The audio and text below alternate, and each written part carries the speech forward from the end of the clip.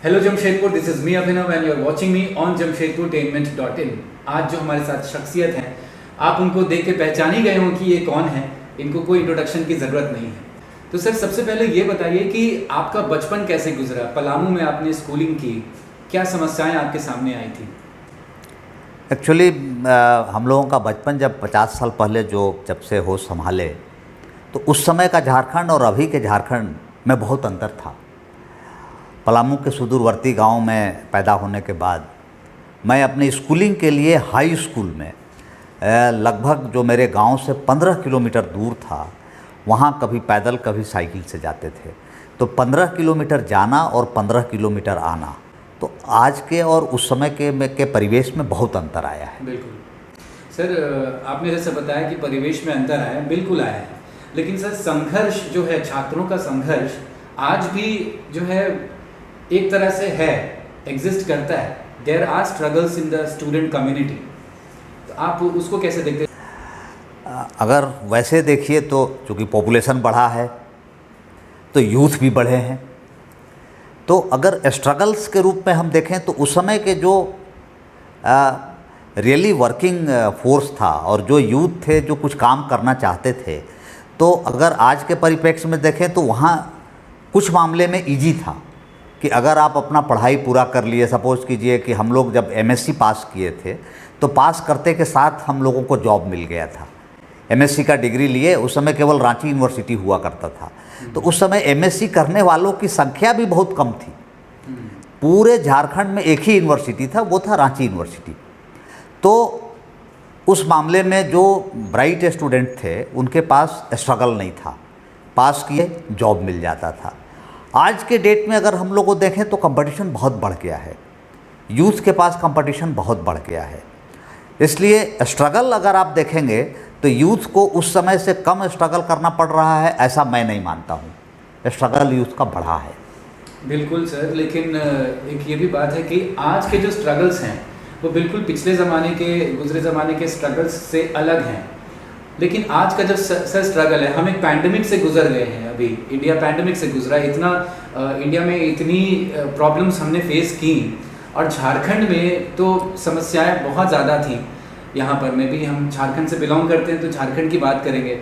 और सर, आप क्योंकि यूथ ओरिएंटेड हैं, यूथ के लिए काम कर रहे हैं फ़िलहाल, तो आप जमशेदपुर को बहुत करीब से देख चुके हैं सर। हम जैसे समझते हैं कि आप कोल्हान में जिस तरह का आपका काम रहा है और आज भी सर आप जिस प्रकार के काम कर रहे हैं, तो आप इसको कैसे देखते हैं? क्योंकि सर आपने जमशेदपुर के ऊपर भी आपने जमशेदपुर को देखा और जमशेदपुर में रहते हुए भी आपने उसको देखा है। एक्चुअली जमशेदपुर को अगर हम लोग देखें, जमशेदपुर को या पूरे झारखंड को, पूर्वी सिंहभूम ज़िले को अगर हम लोग देखें, तो एज ए पुलिस ऑफिसर जो हम लोगों ने या हमने जो ऑब्जर्व किया है कि इस शहर में हर स्तर पे पलायन हो रहा है। अगर आप रूरल पॉपुलेशन को देखें, जो गरीबी रेखा से नीचे के रहने वाले लोग हैं, उनके यूथ रोज़गार के अवसर तलाशने के लिए या तो गुजरात, दिल्ली, साउथ के कई शहरों में यहाँ से जा रहे हैं, और वहाँ जाने के बाद वो बंधुआ मजदूर के काम कर रहे हैं। अगर आप कहें कि बीपीएल फैमिली का या जो पॉवर्टी लाइन से बिलो हैं वो जा रहे हैं। अगर मिडिल क्लास के फैमिली की हम लोग बात करें, अगर जमशेदपुर टाउन के फैमिली को, तो मैंने कोविड में ये बड़ा नज़दीक से देखा है, जब पैंडेमिक सिचुएशन आई थी, कि कई फैमिलीज़ से हम लोगों को ऐसे फ़ोन आते थे कि उनके अपने बच्चे उनके साथ नहीं हैं और उनके परिवार में दोनों हस्बैंड वाइफ को कोविड हो गया है। तो हम लोगों ने बाद में एक सिस्टम लाया था कि 100 पर आप फ़ोन करें, कोविड की दवा जो भी मेडिसिन चाहिए पुलिस ला करके आपको पहुंचाएगी, और वो बड़ा पॉपुलर हुआ था इस सिटी में। हमने एज ए डीआईजी उस समय इसको लागू करवाया था। तो मेरा मानना है कि चूँकि हमारे यहाँ 10+2 के बाद 10+2 तक एजुकेशन बहुत अच्छा है जमशेदपुर में। अगर पूरे झारखंड में हम देखें तो इवन हम लोग, मेरे दोनों बच्चे चूँकि यहीं लोयला से पढ़े हैं, तो यहाँ का education one of the best education Jharkhand में माना जाता था। फिर हम लोग बोकारो को कह सकते हैं, फिर थर्ड में रांची है।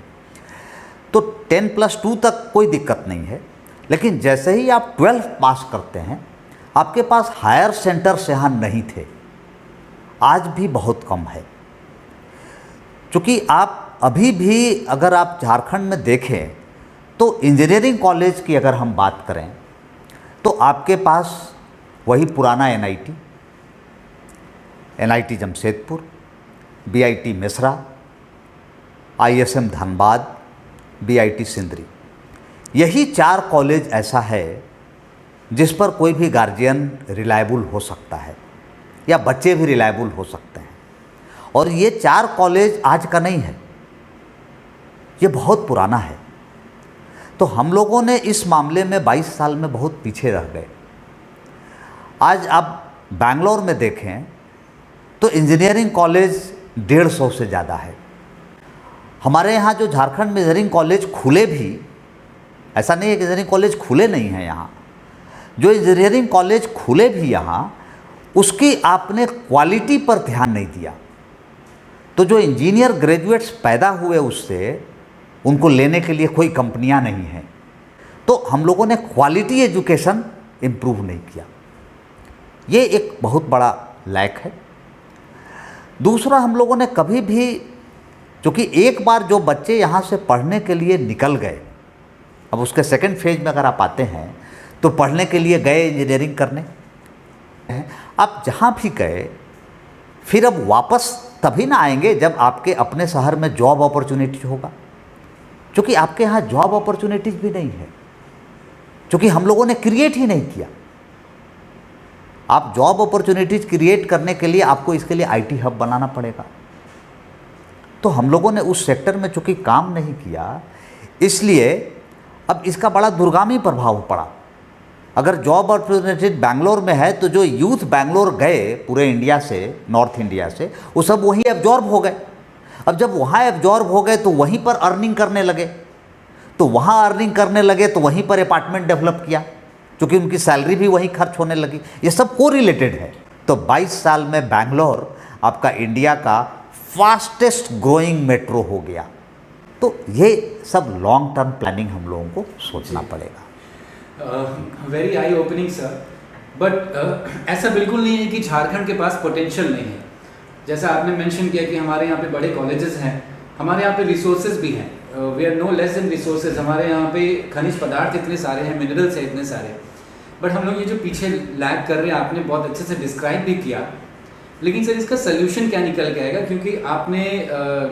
क्योंकि आपको लोग आशा भरी नज़रों से देखते हैं, people look forward to you, and not just because कि आप किसी पद पर हैं, आपको सर 2 राष्ट्रपति पुरस्कार भी मिल चुके हैं, तो लोग जो है आपको एक आशा भरी नज़रों से देखते हैं कि कुछ सोल्यूशन निकल करके आएगा।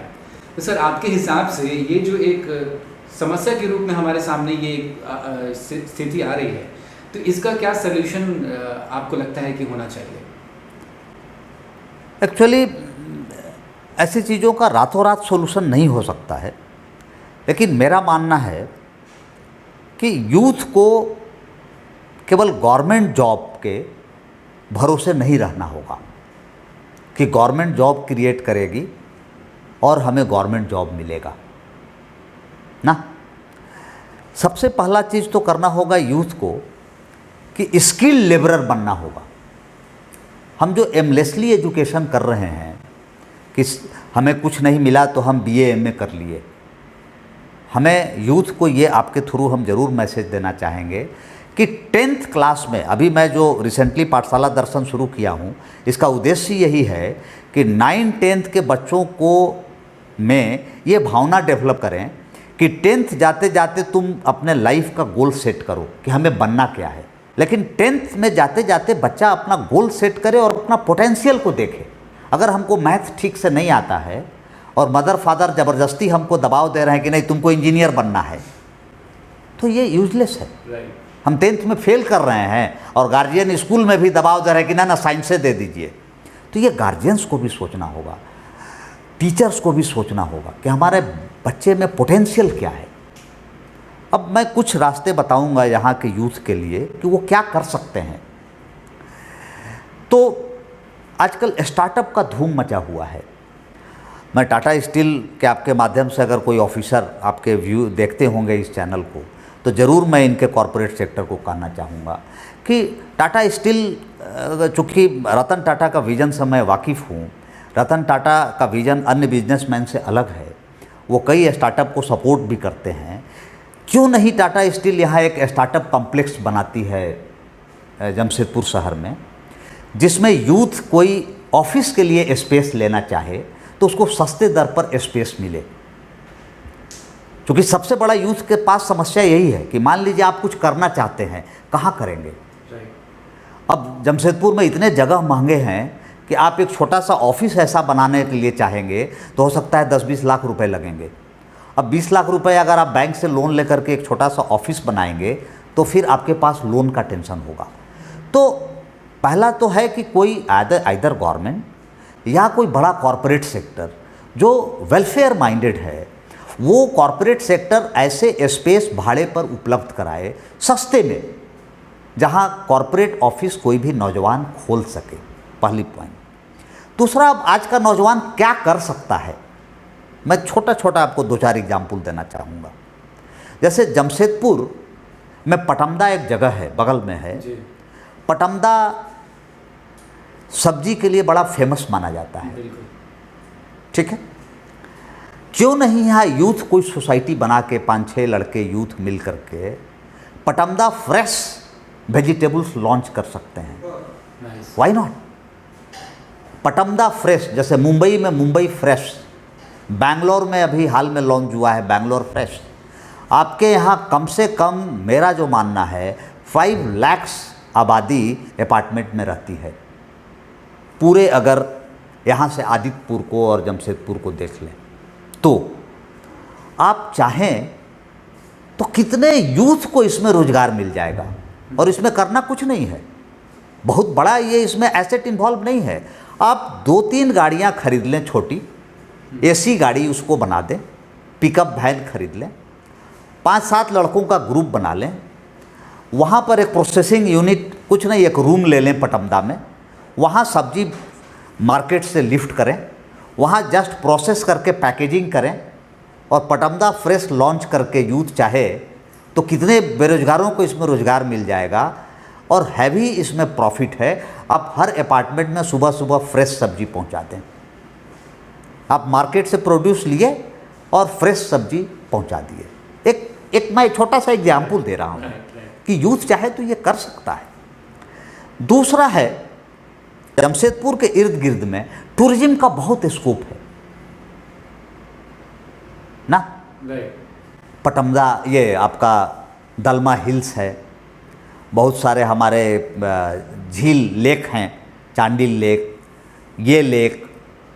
आप ट्रैकिंग का, यहाँ पर ट्रैकिंग के इतने साधन है, आप ट्रैकिंग के लिए सोच सकते हो, आप वाटर स्पोर्ट्स सोच सकते हो। जस्ट ग्रुप बना करके 4-5 लड़कों का आप ऐसा स्टार्टअप शुरू कर सकते हैं जो बहुत छोटा है।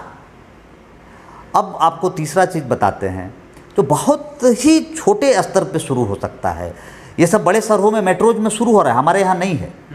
जैसे हर आदमी को ज़रूरत है प्लम्बर का, हर आदमी को ज़रूरत है इलेक्ट्रीशियंस का। वहाँ पर यंग लड़के क्या कर रहे हैं, लॉजिस्टिक्स करके स्टार्टअप शुरू कर रहे हैं, एक ऑफिस बना दिए, अब उसके साथ जो अच्छे प्लम्बर हैं उनको जोड़ दिए, एक कॉल करे आप प्लम्बर्स उनको दे दीजिए। आप क्या कर रहे हैं, you are just doing as a middle man, you are doing nothing, mediator है ना, मीडिएटर है। काम करने वाला स्किल लेबरर कोई और है, कंज्यूमर कोई और है। आप जैसे उमर और ओला, कंज्यूमर कोई और, गाड़ी किसी और का, he was just a middle man, he was providing that facility. तो आप यूथ आदमी जो अच्छे पढ़े लिखे हैं वो ऐप बना करके, अपना ऐप लॉन्च करके ये चीज़ें स्टार्टअप के रूप में शुरू कर सकते हैं। ये सब मैं छोटे छोटे आइडिया दे रहा हूँ यहाँ यूथ के लिए। और आपके शहर में पोटेंशियल है। वी आर फॉर्चुनेट एनफ कि हमारे पास इतने यंग पॉपुलेशन है इंडिया में। भारत को जुआ देश कहा जाता है। नरेंद्र मोदी जी हमेशा कहते हैं, प्रधानमंत्री महोदय, कि भारत एक जुआ देश है। लेकिन हम लोगों ने जुआओं को लाइबिलिटीज बना दिया है। हम लोगों को जुआओं को एसेट में बदलना होगा। एसेट में आपको कोई दूसरा बदलने के लिए नहीं आएगा, जुआ को ही बदलना होगा। जुआ को अपने आप को एसेट में बदलना होगा। पहले तो उसका फादर फील करे कि नहीं, मेरा बेटा मेरा एसेट है, उसका फादर ये नहीं कहे दूसरे फादर को कि मेरा बेटा तो मेरे लिए लाइबिलिटीज हो गया है, हम क्या करें।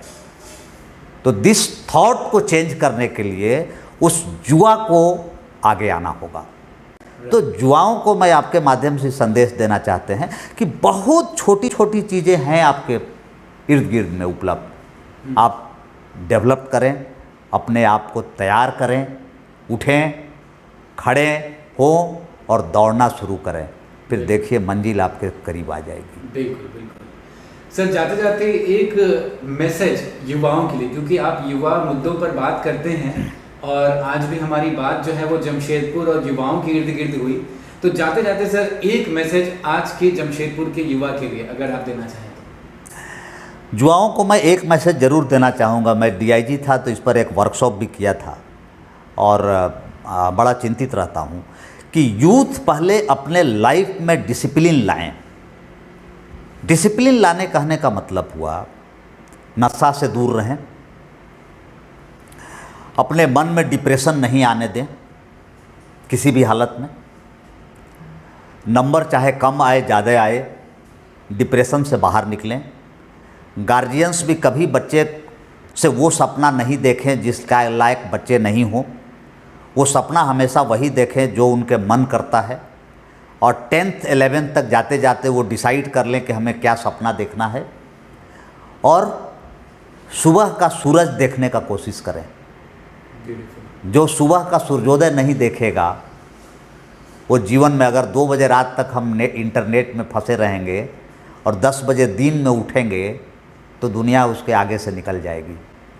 क्योंकि भगवान गॉड इतना न्याय करता है कि यही 24 घंटा अमेरिकन प्रेसिडेंट के लिए भी है, यही 24 घंटा गरीबों के लिए भी है, यही 24 घंटा अमीरों के लिए भी है।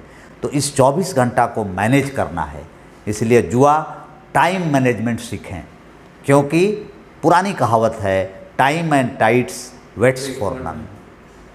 तो यही मेरा मैसेज है कि आप समय को, नब्ज को पकड़ें, समय के अनुसार अपने को लेकर आगे चलें, मंजिल ज़रूर मिलेगी। बिल्कुल सर। Thank you. जय हिंद। जय हिंद सर। सर आपसे बात करके बहुत अच्छा लगा और जमशेदपुर टेनमेंट को टाइम देने के लिए बहुत बहुत धन्यवाद। Thank you.